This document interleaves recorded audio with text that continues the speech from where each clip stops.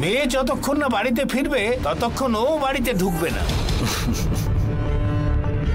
আসলে শিবানীকে বাড়ি থেকে বের করে দিলাম, থানায়ও শায়েস্তা করতে চাইলাম, জেলেও কোনো কাজ হলো না।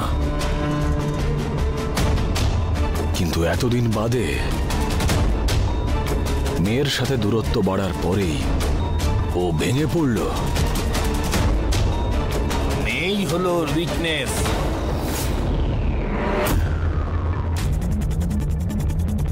বাড়িতে মেয়ে নেই, সেই জন্য কাজের লোকেদের সঙ্গে পাগলের মতো কথা বলছে।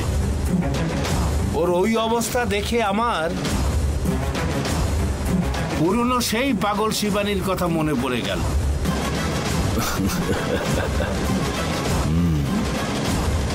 টেম্পোরারি দূরত্ব বাড়ার জন্য এতটা ডিস্টার্ব হয়েছে ও।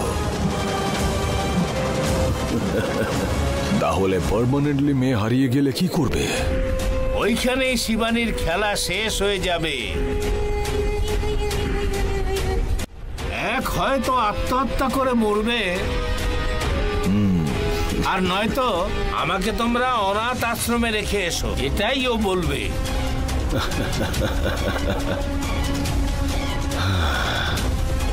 তাহলে তো ওই মেয়েকে সম্পূর্ণরূপে দূরে করে দেওয়ার ব্যবস্থা করতে হবে।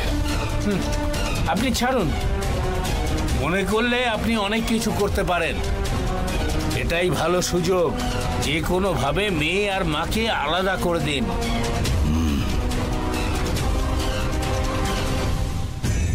ভালো প্ল্যান করতে হবে। আসছি সায়ন বাবু।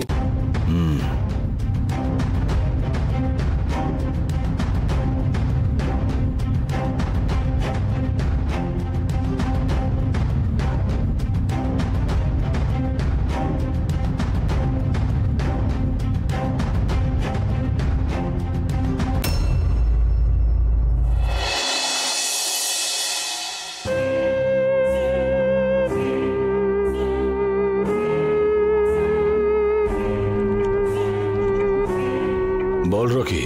দাদা, বোনের ব্যাপারে একটু কথা ছিল আপনার সঙ্গে। ভিনসেন্ট, বল রকি। এই পূজার আমার বোনের সঙ্গে কিসের শত্রুতা? ও আমার বোনকে খুন করলো কেন? আমি সেটাই বুঝতে পারছি না কিছুতেই। তোর বোনের যখন খুন হলো আমি ভাবলাম যে ওটা হয়তো শিবানী করিয়েছে, কারণ ওদের দুজনের ঝগড়া আসলে সবাই জানতো।